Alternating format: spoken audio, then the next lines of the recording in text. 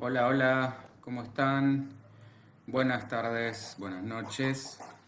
Bienvenidas, bienvenidos a una nueva charla de todos los lunes de la llave Psi. ¿Cómo están?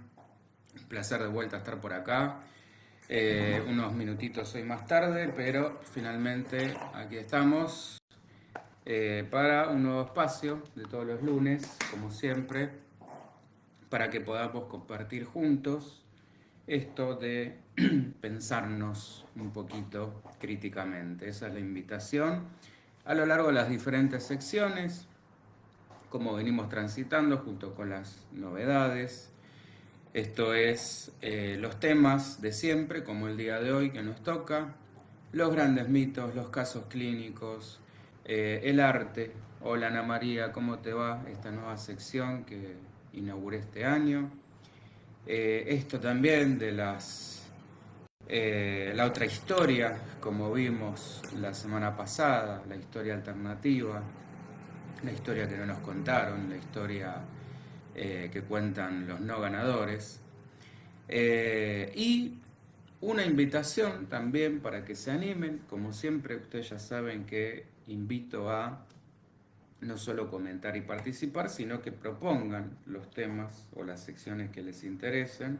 Y un poco también la invitación de hoy para una nueva sección va por ahí, que es de todas los cursos, los talleres, las formaciones, los seminarios, que el que les guste, el que quieran, lo elijan y en base a eso voy a dar una primera charla como una masterclass gratuita del que ustedes elijan. ¿Está? Eso también como una propuesta de nueva, nueva sección. ¿Estamos?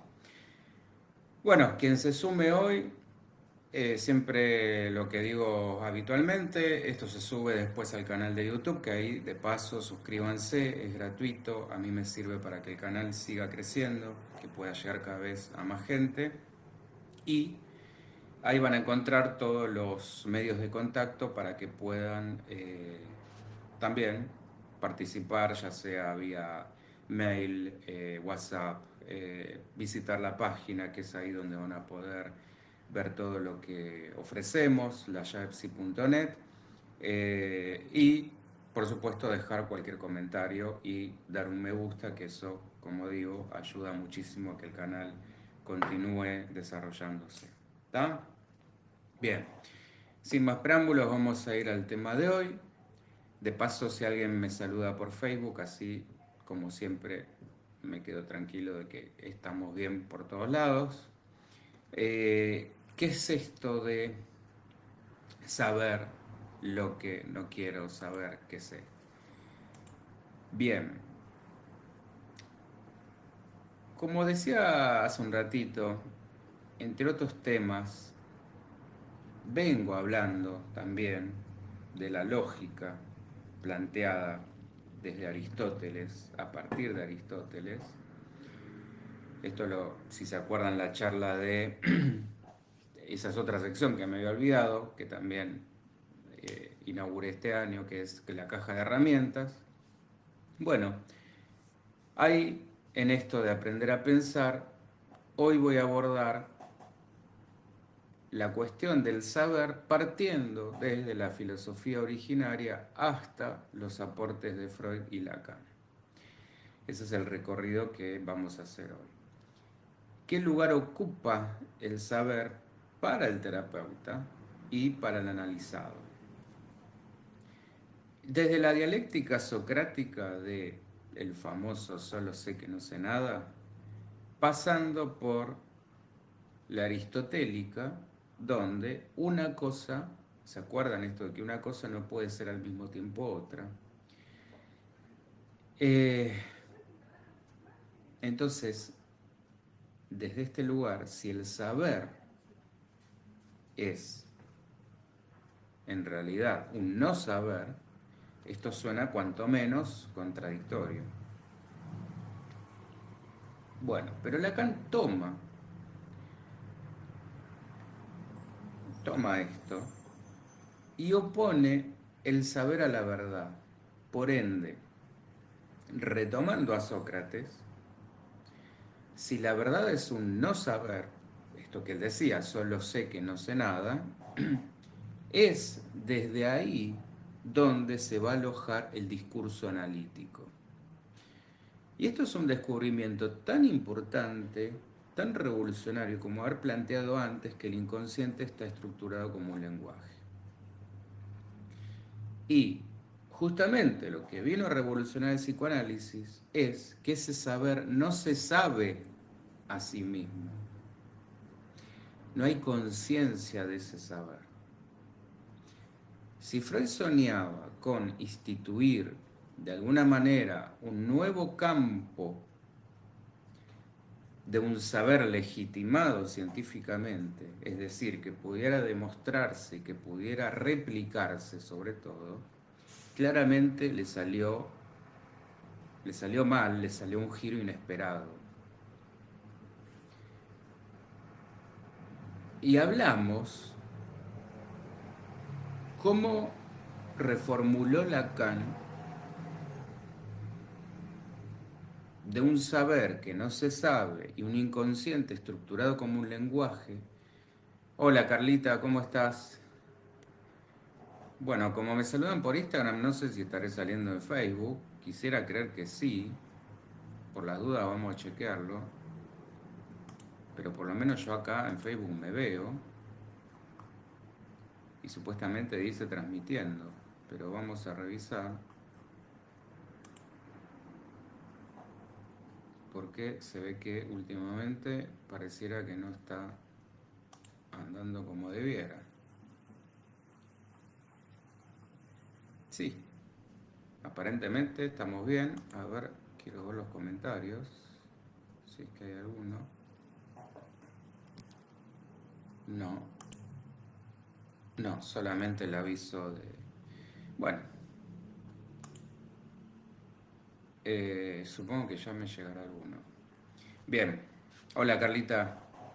Entonces, yo decía, ¿de qué estamos hablando? Estamos hablando de cómo Lacan reformuló este saber que no se sabe y un inconsciente estructurado como un lenguaje que está encriptado y que hay que descifrar.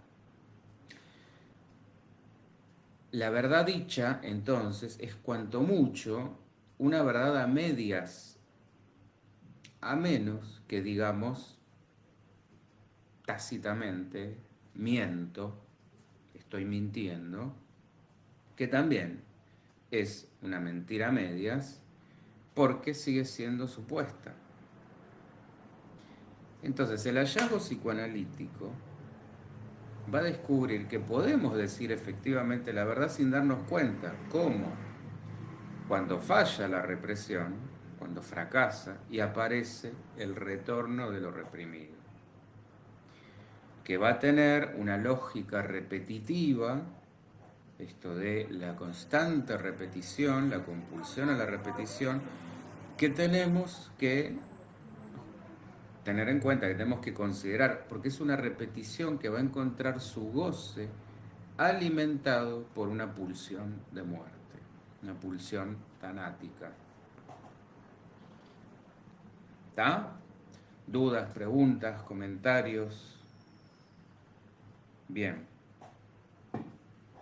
En otras palabras, con esto que acabo de decir, ¿qué pasa?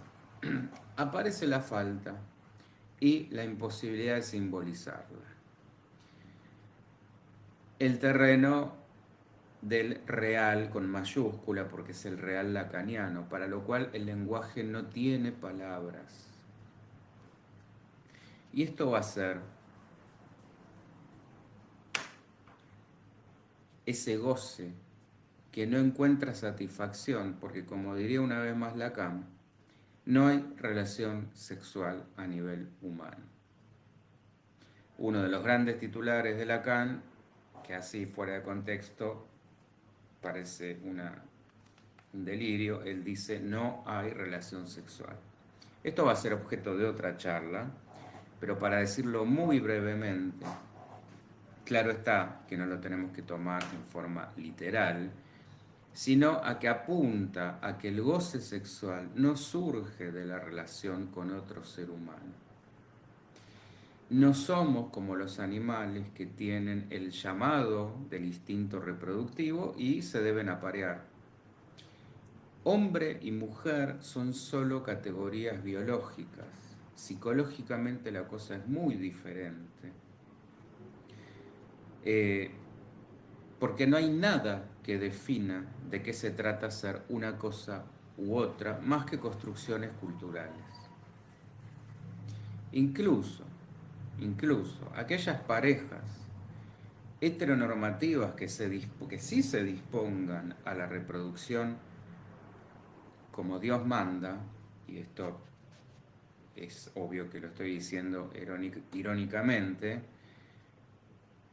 por cuanto estamos desde el psicoanálisis en las antípodas del discurso religioso y especialmente el católico. Entonces, nada hay que diga en cuanto a cómo se debe obtener el goce. Y el goce, claramente, que este es un concepto fundamental, claramente no se limita a lo sexual, más allá de que la sexualidad esté, por supuesto, en el centro del inconsciente, pensando en términos más de energía o de economía, como lo pensaba Freud. ¿Está? Si alguien me puede poner un hola en Facebook, estaré más que agradecido, porque por lo menos yo veo que sale bien. Bien. Eh, y acá es donde se va a relacionar el tema de la falta. Porque ahí, donde se podría haber dicho algo de esa relación sexual, hay una falla. La sexualidad humana es aberrada en sí misma. Nuestro gran órgano sexual, de hecho, es el cerebro. Eh, ¿Por qué decía esto de que es aberrada en sí misma? Porque está desviada en sí misma, por cuanto no responde a ninguna llamada natural como con los animales, sino que es puramente psicológica. Por eso decía esto del cerebro. Entonces ahí donde se podría haber escrito algo, se cambia por goce sexual, distorsionado del goce, de esa pretensión de goce completo, de encastre perfecto como en el reino animal, como en la naturaleza.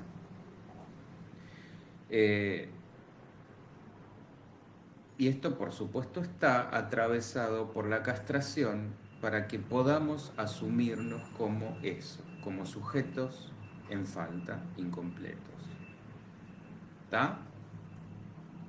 Ahí está, hola, gracias Eva, gracias. Bueno, ahí veo que estamos también en Facebook, así que quienes prefieran Facebook pueden ya también ir por esa vía. Bien, ¿se va entendiendo hasta acá? En otras palabras, ¿de qué hablo? Hablo de un goce que tiene como fin dirigirse a la copulación para la reproducción y no tiene nada que ver con eso en la psicología humana. El punto está en que no hay mayor goce que el morir. Incluso el orgasmo, si lo pensamos, es como una pequeña muerte. Y es la única certeza, el morir, que todos tenemos, el único, ahí sí, el único saber que es una verdad irrefutable, por eso lo de real, el real con mayúscula, el real lacaniano. Y el destino hacia el que todos vamos inexorablemente. Entonces, Lacan va a ubicar el propio saber como orden del goce. Y como vengo diciendo, repitiendo con el tema de la falta, porque para entender la muerte, de vuelta, nos falla el lenguaje, no nos alcanza, Y de vuelta, que es lo que nos diferencia de los animales y ese designio biológico que está marcado, va a ser un saber inacabado el humano. Si lo quieren pensar en términos sexuales, un coito interrumpido que no va a llegar nunca al orgasmo, al éxtasis, y va a dejar que se escape, que se vaya escapando el deseo. Y nosotros atrás, corriéndolo toda la vida. Y un deseo que no está enlazado por la castración en el sentido de la pérdida del pene, sino en un sentido ontológico. La castración no es la falta de pene. La castración es reconocer esa falta en el orden ontológico, asumir la incompletud de tenerlo o de alcanzarlo todo. Es decir, el descubrimiento en el ser humano de que algo no tiene y que lo tiene otro. No sabemos ni quién ni dónde, pero esta es la suposición a partir de la cual nace el deseo y esa búsqueda. ¿Está? Por eso nos pasamos la vida buscando, vaya a saber dónde, en una pareja, en una carrera, en un trabajo, en un ascenso, en una casa, en un país, en un estatus, en cosas, en sustancias, en alimentos, en lo que sea. Eso que sabemos que no tenemos y que suponemos que un otro lo debe tener y nos tiene que dar esa respuesta. Entonces, la pregunta por el saber está siempre dirigida a un otro que suponemos que tiene todas las respuestas. Llamémoslo padre, maestro, presidente, general o Dios. Y ese saber, desde la óptica de Lacan, siempre se nos escurre. Es extraño, es ajeno a lo humano, porque lo propio de lo humano, que es el lenguaje, lo que justamente nos hace humanos es la capacidad de poder comunicarnos a través del lenguaje, no alcanza, no basta. Es un saber que la ciencia sigue creyendo que va a poder alcanzar en algún momento. Pero ¿qué pasa? Pasa que el saber medible, demostrable, más que un carácter de verdad, reviste a mi criterio un carácter, o mejor dicho, un saber a modo de remedio, de fármaco, de suplemento, que por un momento va a tapar la angustia de la duda filosófica, de la duda existencial, de la angustia existencial. Al fin y al cabo, para algunos esto es mejor elegir una certeza falaz o un engaño. Acuérdense de vuelta de la charla de la semana pasada. Una respuesta en definitiva que pueda terminar con todas las preguntas. Pero esto sería el equivalente a la iluminación budista, a matar el deseo. En esa carrera hacia una supuesta verdad definitiva, la ciencia se pervierte, porque como ya vimos con las estructuras psicológicas, quien pretende evadir la castración se va a parar en un pedestal de Dios omnipotente, en una supuesta completitud, en la no asunción de la falta. Y como pasa con el perverso, esto otorga un poder sobre los que pretenden ese mismo poder de respuestas que no tienen por sí mismos y que esta ciencia, en lugar de amo, les podría conferir. ¿Se entiende?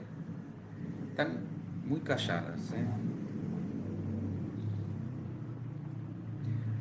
Recuerden la dialéctica del amo y el esclavo. El esclavo sueña con ser el amo.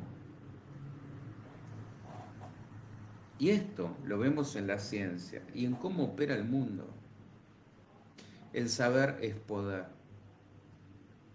Y en esta cuestión es donde el psicoanálisis junto con la filosofía se separa de esa pretensión de este tipo de ciencia.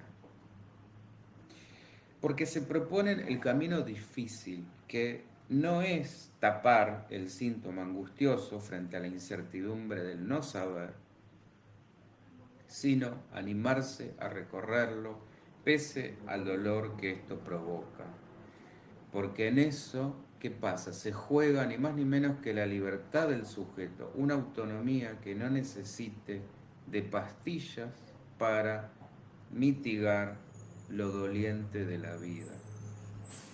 Carla, por eso la filosofía se pregunta si no respuesta. Exactamente. También según qué filosofía, ¿no? Pero sí, porque podríamos encontrar un epicuro que te cuestionaría esto y te diría justamente para qué va a servir la filosofía si no es para aliviar, para dar respuestas al dolor del alma. Y la realidad es que no, es que te va a generar más preguntas que respuestas.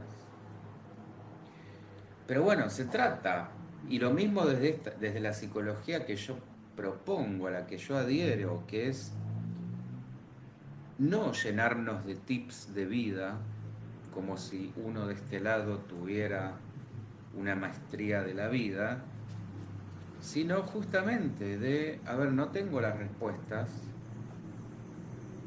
pero vos sí tenés las respuestas a tus preguntas sobre tu deseo y sobre tu forma de goce. Esto igual ahora ya lo vamos a ver. Donde yo puedo desde un lugar de interpretación, de transferencia, que justamente para eso es lo que tiene que servir una terapia, ese sujeto pueda ver reflejado en mí justamente lo que le sucede para poder llegar a esas respuestas, pero no porque yo vaya a darlas. A lo sumo facilitaré un poco el camino. Hola Maros, ¿qué tal? Tanto tiempo. ¿Estamos? Entonces, se trata de animarse a buscar eso perdido, que solo, de vuelta, el propio sujeto será capaz de encontrar cada uno y en lo arquetípico humano también, en lo colectivo, porque es donde coinciden en esto también las religiones. Acuérdense que por lo menos las principales nos hablan de una caída, un desvío, una desgracia humana. Que esto tiene que ver también con lo que nos pasa en lo personal. Ahí psicoanálisis y lo religioso maravillosamente dicen lo mismo.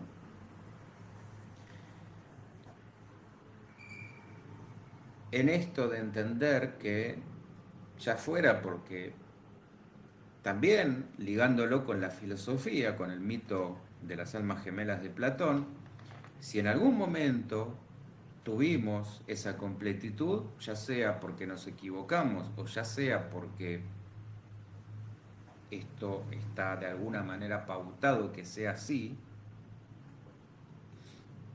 nos bajaron o nos bajamos de ese pedestal. Todo bien, Maros. Qué bueno tenerte de vuelta por acá. Entonces, lo que para acá sí la diferencia, lo que para la religión es real, esto de la mordida a la manzana, o desde el mito platónico de el humano desafiando a los dioses, para el psicoanálisis esto es una falta simbólica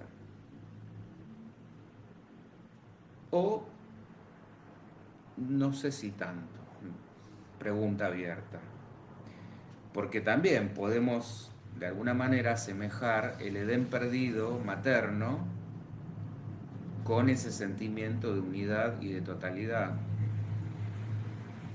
Bueno, que es justamente eso lo que melancolizamos y donde siempre queremos volver. A un lugar, ya sea en lo arquetípico, este paraíso, donde nada faltaba y estábamos absolutamente seguros y protegidos, o al útero materno, donde tampoco nada faltaba y estábamos absolutamente seguros y protegidos. Entonces, esa verdad perdida es la verdad que esconde el goce. Acá es donde se liga el goce con el saber y la verdad, que se va a manifestar en el síntoma. Y es cuando acorrala al sujeto para que se sepa a sí mismo. ¿Para qué viene un sujeto a una terapia? No sé qué me pasa, no sé qué hacer con lo que me pasa, quiero entender lo que me pasa para saber por qué me pasa y que me deje de pasar. Me quiero saber, a eso viene un sujeto, me quiero conocer. Viene haciendo síntomas, hay algo que le hace ruido, algo que le molesta y no sabe ni de dónde, ni por qué, ni cómo. Entonces, esto planteado desde la vía científica es una quimera, porque para la ciencia la verdad está por fuera del sujeto, está afuera de nosotros.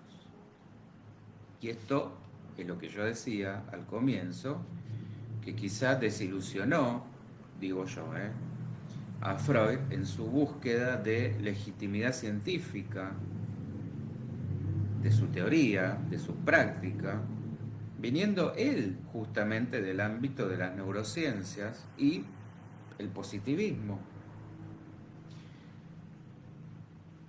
Pero ¿qué pasó? Él se encontró con un saber, se tropezó con un saber que a la hora de analizarlo racionalmente no puede ni replicarse, ni verificarse, ni refutarse. Que alguien me ponga, que muchas veces esta fue la crítica que se le hizo, que pongan acá un inconsciente a ver si lo podemos observar, pesar, medir, replicar, verificar y o refutar. Entonces, para ese tipo de ciencia, lo que no se puede observar, lo que no se puede medir, lo que no se puede replicar, no es científico.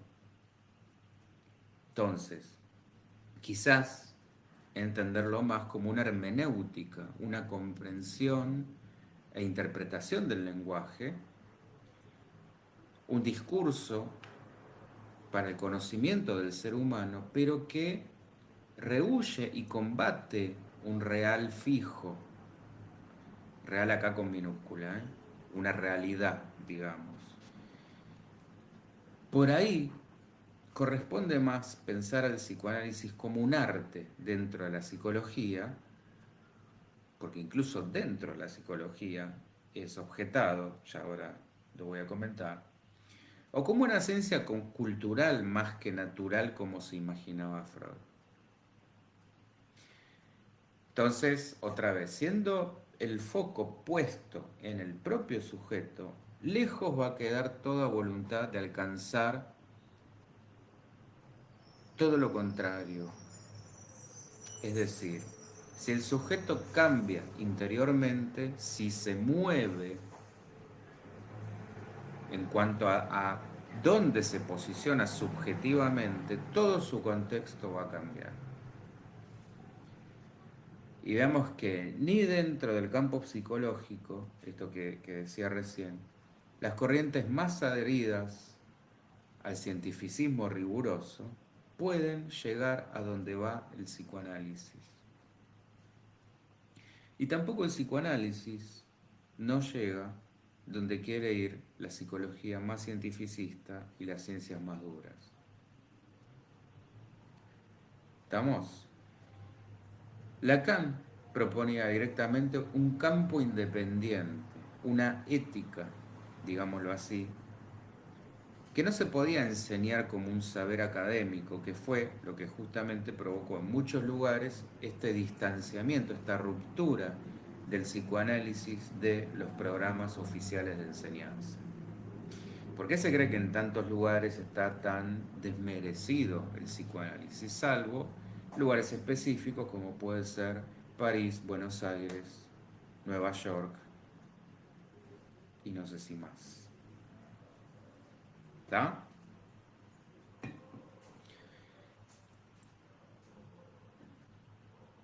Por supuesto que el psicoanálisis no se propone discutir o pelear determinados avances científicos o que alguien intente probarlo en la práctica, porque en definitiva estamos hablando, es una teoría, pero, pero, que a lo largo del tiempo termina reconfirmando su validez, su vigencia y sus aciertos, por lo menos para el occidente, que esto también va a ser otro tema de otra charla.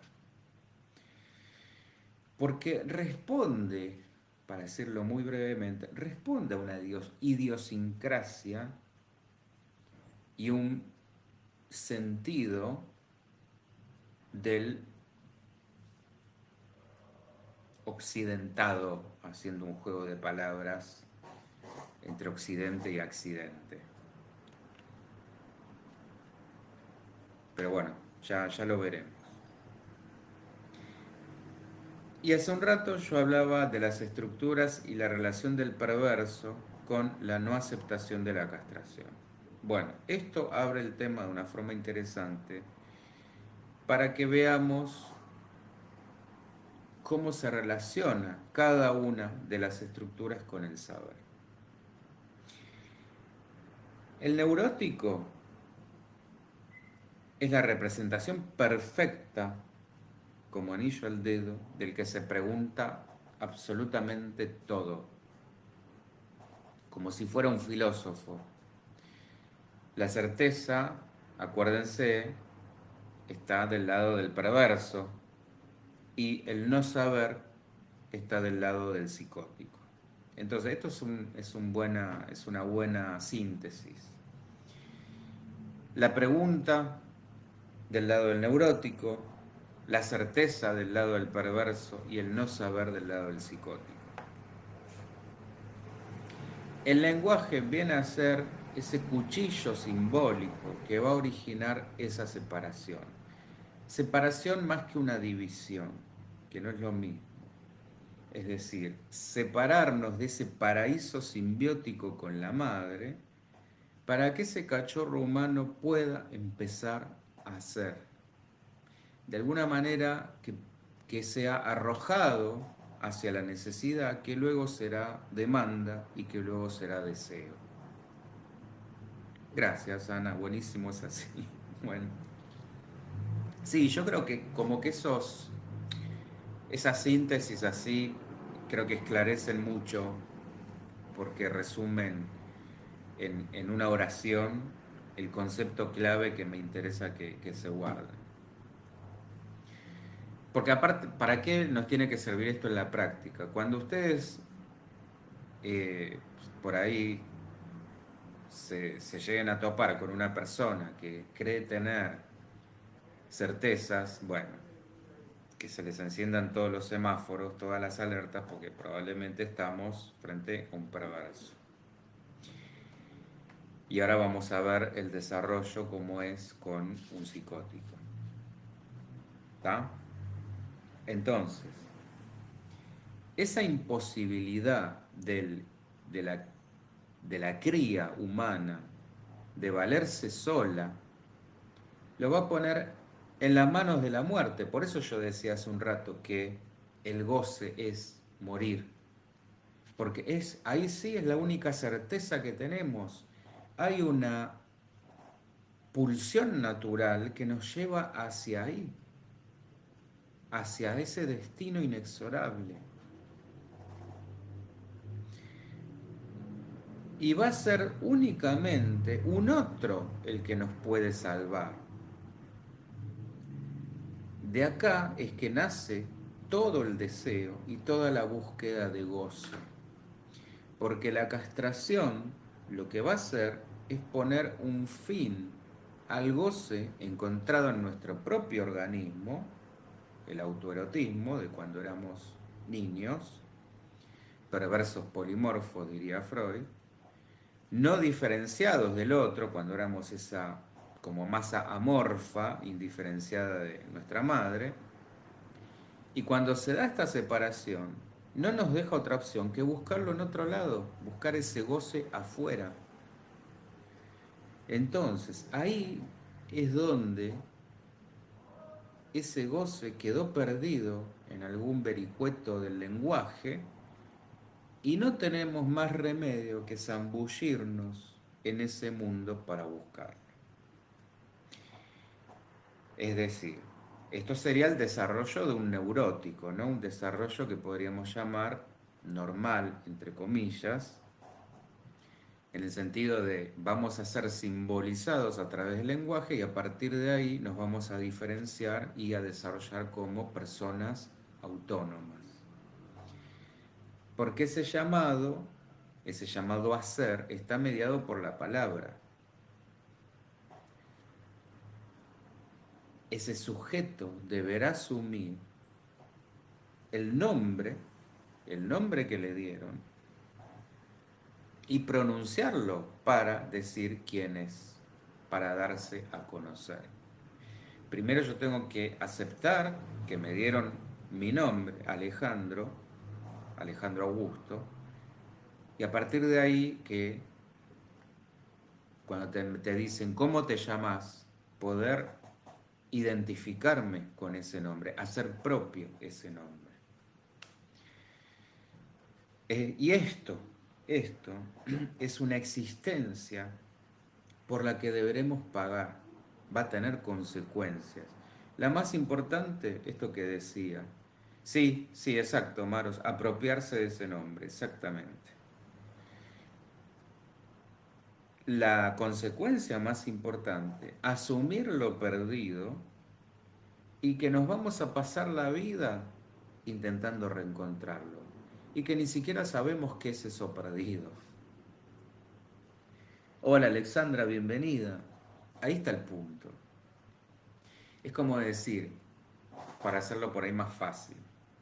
¿Vieron cuando nos dicen, che, pero ¿de qué te quejas si tenés un buen trabajo, un buen pasar, una buena familia, tenés todo lo que querés? Por ahí esa persona no tiene todo lo que quiere, porque justamente no logra identificar aquello que perdió y que no puede recuperar porque no sabe dónde está. Aún para un otro tenga todo lo que deberíamos tener. Este es el tema. Acá es cuando nos vienen a terapia estas personas que, y la verdad no sé qué me pasa, porque me va bien, no me falta nada, nada material, claro está, pero hay algo que no, hay una insatisfacción. Bueno, esto es justamente lo que somos. Ahí está el punto. Tengamos plata, no tengamos plata, seamos exitosos, no seamos exitosos. Por supuesto que primero hay que satisfacer las necesidades básicas para proponerse las otras, ¿no? Pero tampoco alcanza, este es el punto. Eh, Dicho de otra forma, renunciar al goce para que se ponga en marcha el deseo. Ahí es donde el sujeto asume un saber que no sabe. El saber de que algo falta y el saber de que nunca va a terminar de saber qué es eso que falta. Queda un síntoma, un ruido, una perturbación que es lo que Freud llamó en su obra El malestar en la cultura. Hola Yanti, bienvenida de vuelta, tanto tiempo también. Esto de No sé lo que quiero, pero lo quiero ya. Famoso tema de rock. Bueno, eh, signo de estos tiempos también. Volviendo a lo estructurante, para alcanzar ese saber no sabido, se tuvo que haber dado la represión para que diera lugar a la neurosis. Es decir, el neurótico se va a pasar la vida, lo que dije hace un ratito, intentando reencontrar ese goce perdido en forma de objeto, lo que Lacan llamaría el objeto A. Ay, gracias, Maros, muchas gracias. Espero que se entienda porque no es fácil. Carla, nunca encontraremos esa falta hasta que encontremos la nada. Perfecto, mejor dicho imposible. Eh, Vas a empezar a exponer vos, Carlita. Te cedo el lugar. Literal. ¿Y qué sería, acá pongámonos en filósofos, qué sería encontrar la nada? Que alguien se anime a contestar esa pregunta. Arranquemos por qué es la nada. Bueno, esto que Lacan llamaba el real. Sería como decir, imagínense meternos en un agujero negro y bueno, anda a ver qué pasa. Eh, Cuando yo digo esto de la represión, es que la función represora lo que hace es esconder ese saber que hace al sujeto como incompleto.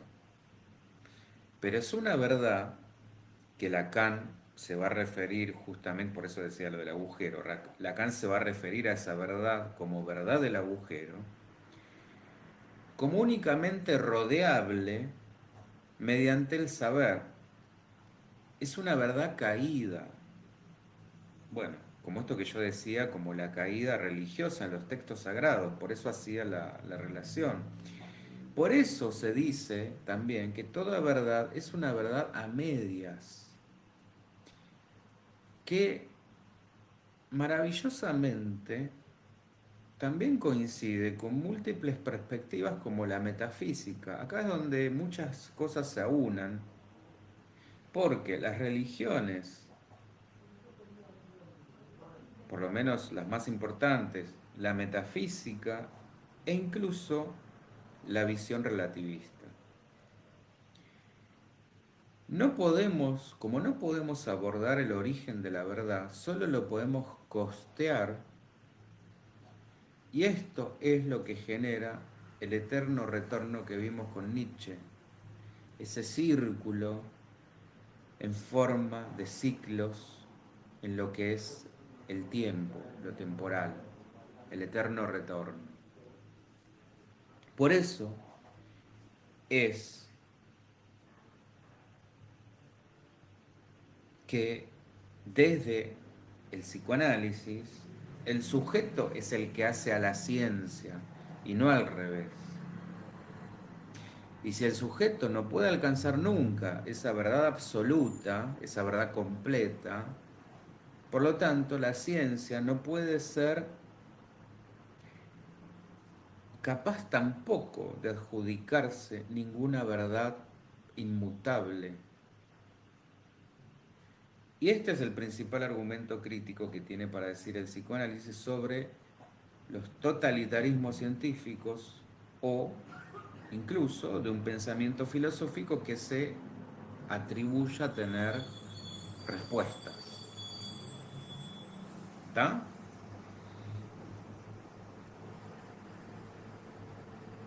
Porque fíjense que en esto que decía del eterno retorno, la historia se repite. ¿Por qué se repite? Porque nosotros mismos repetimos la historia. Entonces, lógicamente en el conjunto también se va a repetir porque es el reflejo de lo particular en lo general. Por eso es que cambiando uno en uno, va a cambiar la masa y no al revés. Vuelvo al neurótico. La gran pregunta que se hace el neurótico, ¿cuál es? ¿Qué soy yo para el otro? En esto de, acuérdense, el deseo en el fondo que es deseo de reconocimiento, que el otro me reconozca. Entonces, ay, gracias, gracias Carla. ¿Qué soy yo para ese otro? ¿Qué lugar me está dando ese otro? Porque lo que busco es que me reconozca. De vuelta, esto que me nombre. ¿Por qué me deja vivir en todo caso? ¿Por qué me dejó venir a ser? Si en definitiva somos todos seres consagrados a la muerte. Bueno, justamente este tipo de preguntas son las que nos van a alentar a la vida porque nos obligan a seguir buscando, a entender el origen de esa caída personal y junto con ella la de la especie. ¿Por qué si yo estaba en un paraíso uterino, y si quieren que nos vayamos más allá, en un paraíso cósmico, espiritual, y nos caímos de ahí? ¿Por qué? Esto es lo que se pregunta el neurótico. ¿Por qué tengo que hacer como este camino de vuelta, de retorno? ¿Por qué? ¿Para qué? ¿Para qué venimos? Las famosas preguntas, ¿de dónde venimos? ¿A dónde vamos? ¿Cuál es el sentido de la vida?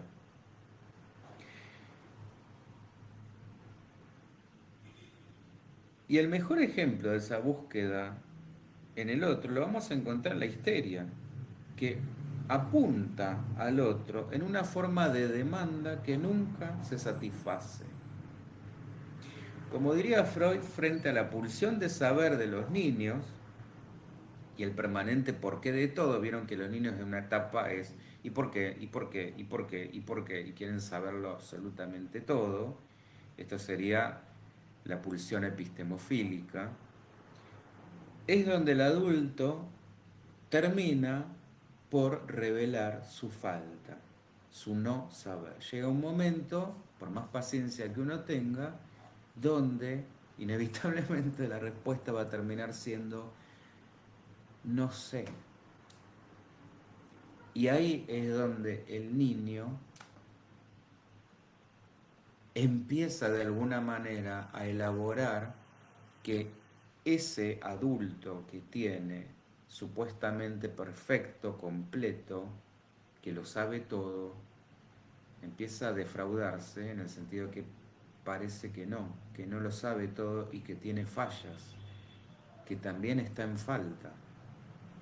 Esto es trascendental.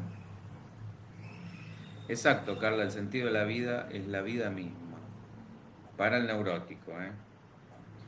Entonces, en la histeria, la falta se va a ubicar precisamente en ese otro, negando la propia. Yo no me hago cargo de mi falta, te la pongo a vos. Es al revés. ¿Está? Entonces, de forma que el neurótico sufre por no saber, que es lo que nos pasa a nosotros, y la única forma en la que puede gozar es a través ¿de qué? Del síntoma, que se va a escapar en el lenguaje, esto es lo que se ve en la terapia, a manera de lagunas en el recuerdo, y que es lo que el proceso psicoanalítico va a buscar restituir. Es decir, cuando Freud pescaba lagunas en el recuerdo, ahí se daba cuenta de que había un síntoma. Y era justamente a través del proceso analítico que se buscaba llenar, recuperar esas lagunas precisamente, esos olvidos. En cambio, ahora sí me voy a meter con el perverso. ¿Qué pasa con el perverso? Ya dije esto de que la castración está desmentida, no la acepta, no la tolera. El perverso sí supone que hay una verdad plena sin agujero para circundar. No hay preguntas, sino que hay certezas. El perverso vive para el goce y como desear equivaldría a desnudar su propia falta, ¿qué hace? No desea. Es pura voluntad de goce. Que de esto estamos viendo y mucho en estos tiempos que a mi criterio son precisamente bastante perversos. Mano, me hiciste recordar una frase de mi nieta, 4 años, diciéndole a la madre, no me digas no sé. Cuando mi hija ante una pregunta le dice no sé, claro, es que para ellos, imagínate ya el hecho de tener un, un gigante frente a sí y la creencia de los niños es, aparte de vernos así, que esto de vernos como dioses metafóricamente, es que también lo sabemos todo, lo podemos todo, hasta que llega un momento donde cuando uno le empieza a decir no sé, no sé, no sé, se empiezan a dar cuenta que ni lo sabemos todo, ni lo podemos todo. Entonces, de esa manera van entrando ellos en el reconocimiento de que evidentemente algo falta. Desde ese lugar van empezando a simbolizar justamente su propio, su propio universo y entender que no somos ningunos dioses. ¿Está?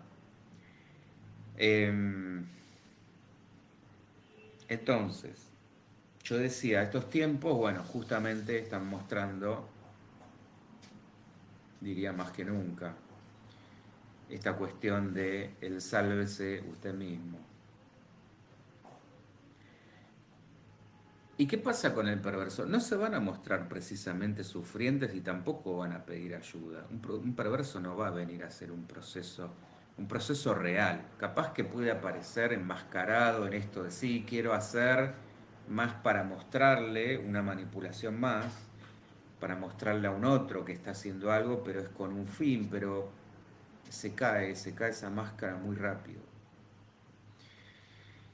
Eh, no hay un deseo real de porque uno los pesca porque se da cuenta que hay incongruencias, que hay mentiras, que hay faltas de compromiso, que hay manejo, un intento de manejo de la terapia, eh, y donde se la saben todas, van con esta intención como de desmitificar terapeutas.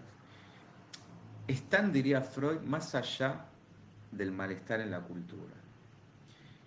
Por ende, no son capaces de amar, no saben cómo amar y se condenan repetitivamente a la fijación de su goce. No conocen y no saben cómo encontrar otra forma de gozar. En el fondo, el goce del perverso es bastante aburrido, porque es siempre el mismo. ¿Está? Y el psicótico, que yo decía, ¿se acuerdan? El neurótico se vive preguntando, el perverso lo sabe todo, la certeza absoluta. El psicótico no acepta la pérdida del goce. Que esto desde ya es un imposible. ¿Por qué? Porque vimos que el punto de partida del ser es justamente asumir que algo se perdió, esto es el ejemplo de los niños, algo se perdió, como en el caso del neurótico, a eh, o, perdón, como en el caso del neurótico, o renegado de ello, de esa pérdida, como en el caso del perverso. Que también, en definitiva, en los dos casos, ambos son una posición frente al saber, desde un lado, inacabado, siempre va a ser inacabado en el neurótico, y sabido, y siempre va a ser sabido en el perverso. Es decir, el neurótico se va a vivir, se va a pasar toda la vida preguntándose y el perverso se va a pasar toda la vida sabiéndose. Pero esto no pasa en el psicótico, porque es ese goce mítico de la omnipotencia y de la independencia que no está interpelado por la palabra. Acá nunca llegó la simbolización, el lenguaje, esto que decía yo como cuchillo, no está interpelado por la palabra. La palabra no logró abrir ese espacio simbólico para que apareciera la falta y para que el sujeto se diferenciara del objeto. Sigue siendo una masa ese sujeto con la madre, siguen siendo uno. Lacan va a llamar a este significante clave el nombre del Padre, que es la ley, va a ser el anclaje del registro simbólico, a partir del cual todos los demás significantes van a ser de ese ser un sujeto de la palabra. Si este significante no aparece, no hay chance de que ese sujeto, justamente, de que ese sujeto se haga sujeto y que pueda ser simbolizado mediante la palabra. En la psicosis lo que falta es este primer significante. Es la ausencia a la que Lacan llamó forclusión, donde, ¿qué pasa? El sujeto no elige, a diferencia del neurótico o del perverso, porque recuerden que el perverso es consciente de lo que hace, por eso es imputable, en cambio el psicótico no es imputable porque no es consciente de esta elección. Está capturado por una verdad aterradora de la que no puede dar cuenta, de la que no sabe, y por eso queda por fuera del lenguaje y del saber. Como no se pregunta, es el opuesto al neurótico, no hay falta. Y como tampoco hay certeza, no hay goce. ¿Qué queda? Solamente un cuerpo tomado que está capturado por el deseo materno. ¿Estamos? ¿Se entiende? Y volviendo a la diferencia de posicionamiento con la ciencia, fíjense qué interesante esto, es el analista el que no sabe y no al revés. Y esto no es un versito. ¿Por qué? Porque no es la pretensión del analista tener el control sobre su objeto de estudio. Porque ahí estaría ejerciendo esta dialéctica de amo-esclavo en base a yo dueño del saber y el que me lo demanda. No, Freud encontró esas pistas de la verdad en lo que él llamó las formaciones del inconsciente, los chistes, los lapsus, los sueños, los fallidos y los síntomas. Pero que van a ser verdades siempre del sujeto que las trae y no, por otro lado, no son transferibles a todos los sujetos. Una verdad, como diría Nietzsche, que está exiliada de la razón y alojada en la emoción. ¿Por qué? Porque no va a ser lo mismo que Carla sueñe con un elefante rosa a que Maros sueñe con un elefante rosa, porque para cada una representa una cosa diferente. Este es el punto. Entonces, en la terapia, al hacerse consciente lo inconsciente, el sujeto percibe ese saber, que es el saber del deseo, y es donde, acá está la clave, podrá cambiar o no su posicionamiento frente a ese saber que desconocía, pero que lo llevaba a actuar. Porque, acuérdense que lo que no sabemos, lo actuamos. Por eso es que Freud marca ahí un hito revolucionario cuando habla de tótem y tabú, acuérdense cuando vimos ese mito, que él marca el inicio de la civilización cuando en vez de darle un garrotazo al otro, pudimos ser capaces de insultarlo. apareció la palabra. Y eso marca el origen de la civilización.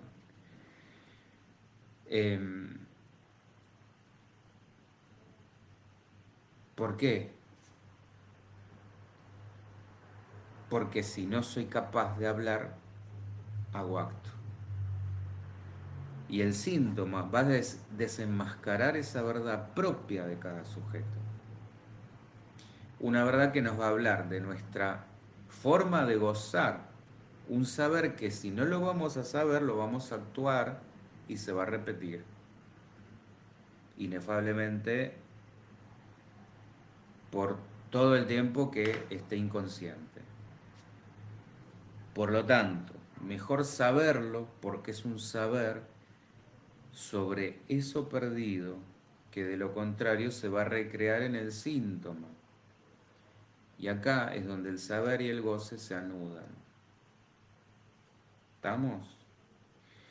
Por eso, una de las cosas a desmitificar de la terapia es que no es una mera charla, porque se trata de una escucha que escucha eso que el sujeto no dice, esa verdad que se le escapa, que se le escabulle, ese saber que no quiere saber que sabe, pero que por algún lado lo intuye porque le hace ruido, por eso viene, por eso demanda.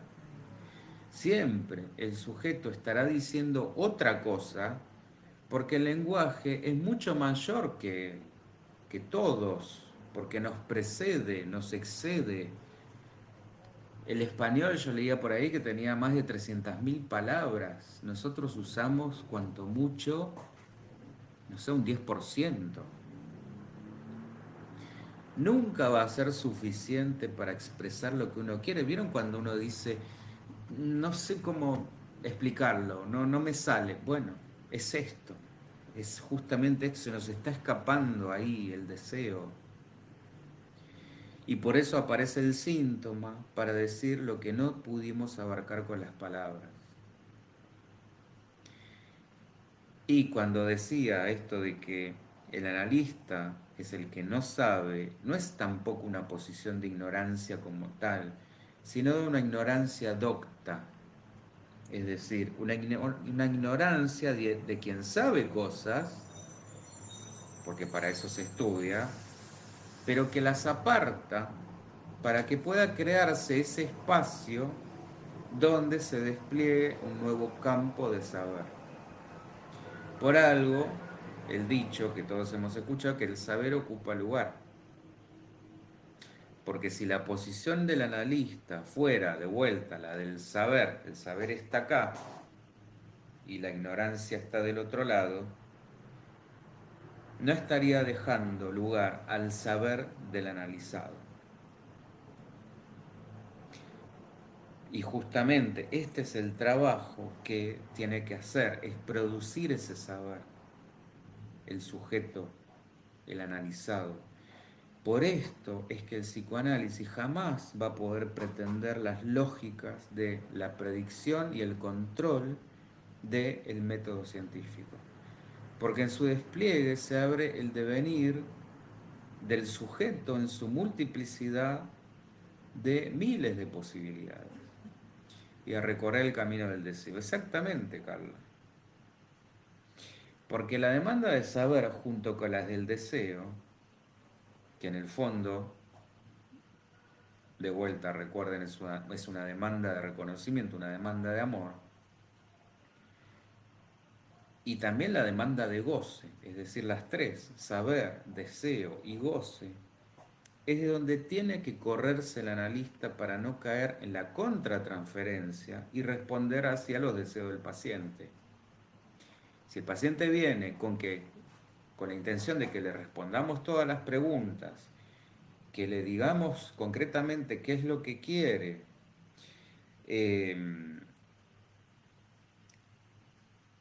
y cómo es que lo quiere, no estamos haciendo una terapia.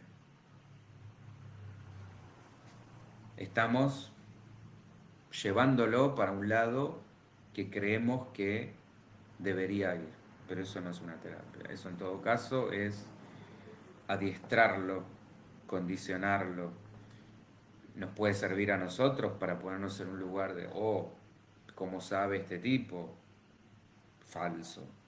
Porque a la primera de cambio, y seguro que va a pasar así, que esto no funcione porque le estoy poniendo mi perspectiva de lo que debería ser y no escuchando la suya, por supuesto que va a salir mal y por supuesto que quien va a tener la culpa va a ser el analista.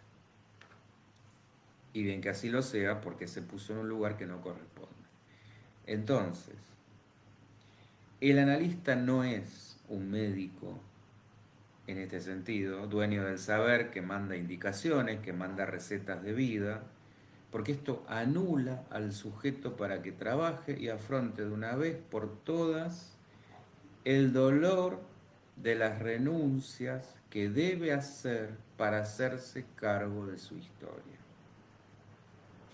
Por más pesada que sea, cada uno cargará su propia cruz. Y acá no vale tampoco, ay, me quejo por nada porque si me comparo con, no sirve porque esto cada uno lo vive a su manera. Lo que para otro podrá ser una pavada, para uno puede ser todo un mundo. Heidegger decía que la ciencia no piensa.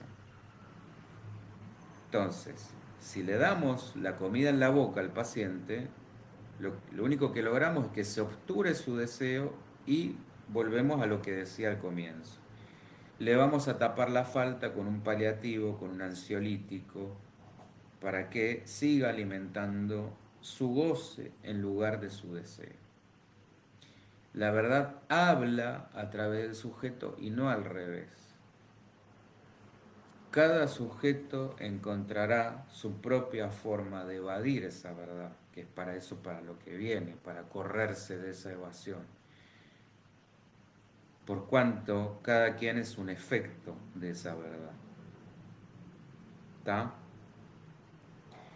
Y para cerrar, vuelvo al principio, esto del círculo del eterno regreso, que el saber no equivale a la verdad. Ya vimos que la verdad falta, a lo sumo podemos bordearla, orillarla, y la vida es ese recorrido, esto que decía Carla, no es alcanzar un fin imposible para el psicoanálisis. En análisis terminable e interminable, Freud se pregunta justamente esto, ¿cómo llegar al fin de un análisis si el deseo siempre se nos escapa y el acto sexual tampoco da cuenta de ninguna plenitud? Lo más lindo que podríamos tener, que sería el placer ligado al orgasmo, tampoco alcanza para tapar esa falta existencial. Bueno, el punto no sería terminarlo en sí, sino encontrar una nueva forma de posicionarnos frente a ese objeto A de Lacan, ese saber que se nos escapa, ese goce completo. En otras palabras, cambiar cómo nos posicionamos con el saber y con esto, con todo el campo vital que hace al sujeto. Ahora,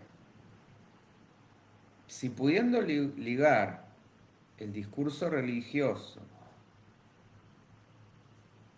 encontrar una verdad propia que nos haga realmente libres, esto que decía Jesús, la verdad os hará libres, y acercarnos lo más posible a esa máxima de conócete a ti mismo. Porque así podremos conocer esas respuestas que tanto anhelamos. Hay también una ley hermética que se llama correspondencia, que dice como es arriba es abajo. Yo le agregaría como es adentro es afuera. En otros términos, somos reflejos y espejos, en definitiva, dentro de un laberinto de otros reflejos y espejos. Y La segunda premisa del oráculo de Delfos, que no es tan famosa, pero creo igual de importante que la primera, nada en demasía. Porque es la que nos va a advertir de ese goce cuando está puesto en la parte mortífera, en Tánatos, en la muerte. Cuando nos resulta tan seductora esa llamada, y en las formas más sutiles, como la lenta agonía de la autoagresión, que es la falta de amor propio, esa inercia de dejarnos morir, ya sea por lastimarnos conscientemente o por la depresión, diría más la melancolía, de un abandonarnos, una desidia. ¿Está? ¿Estamos? ¿Dudas, preguntas, comentarios? Entonces, fíjense cómo ahí se una el psicoanálisis con la religión y con la metafísica y con la filosofía. Conocernos, para no digo conocer todas las respuestas, pero el dicho lo dice, conócete a ti mismo, conocerás el mundo, podremos conocer bastante. Y la segunda premisa del oráculo, nada en demasía, es decir, que ese goce no se vuelva un goce tanático. Gracias, Ana.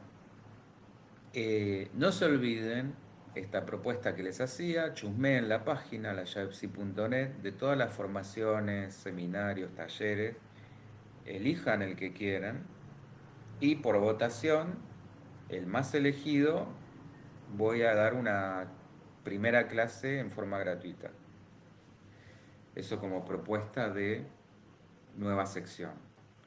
Y como siempre, la invitación a que propongan ustedes los temas que les interese, que les puedan resonar, así por supuesto los tratamos. ¿Estamos? Bien, muchísimas gracias por estar, por la lealtad, por participar y volveremos la semana que viene con otro tema como siempre. ¿Estamos? Chau, chau.